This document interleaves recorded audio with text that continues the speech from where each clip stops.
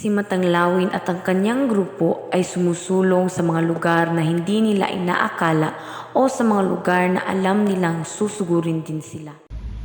Bilisan niyo! Marami pa tayo lulusubin! Paparating na si Matanglawin. Kinakailangan na natin makaalis dito. Baka mabawian pa tayo ng buhay. Tara na! Lahat ng magsasaka ay umalis sa kanilang taniman kapag nalalaman nilang paparating na si Matanglawin. Natatakot sila na baka sila ay patayin. Sa kabilang dako naman, tanghaling tapat ng maglakad ang mga bilanggong nasa 7 o 6 kasama ang mga gwardiya sibil na nagbabantay sa kanila. Nagmamartsa sila na halos wala ng saplot sa kanilang katawan.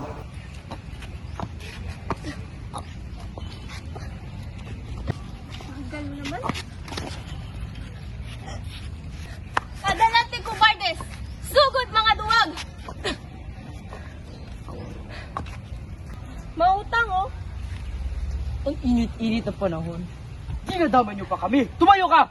Ay na po! Masasawa na lang pa ako! Bitawan mo ako! Bitawan mo ako! Mainap ako kailangan alagaan! Hoy, mautang! Hayaan mo silang lumakad ng mapayapa. At ano pakialam mo, Carlino? Wala, ngunit naaawa lang ako sa kanila. Malinaw lang baguhan ka lang, Carlino. Kaya huwag mo akong turuan kung paano ko tratatuhin ang mga preso ng digmaan. Nang higit na may konsiderasyon, sigurado. Napakatanga mo! Tinatrato mo silang ganyan upang manglaban lang at tumakas? Anong ginagawa niyo? Tulungan niyo ako! Paalisin niyo yan! Hinto! Fuego! Parang awa niyo na! Hindi ko ba nais mamatay? Tawin mo ako.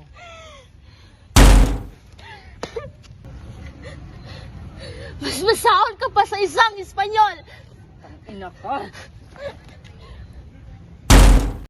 Sunod-sunod na putok ang narinig ng mga bilanggo at sibil na nanggaling sa hindi makitang kalaban. Pinalibutan sila ng usok at tinadtaran ng mga putok. Namatay si Mautang at ang ilang mga sibil at bilanggo.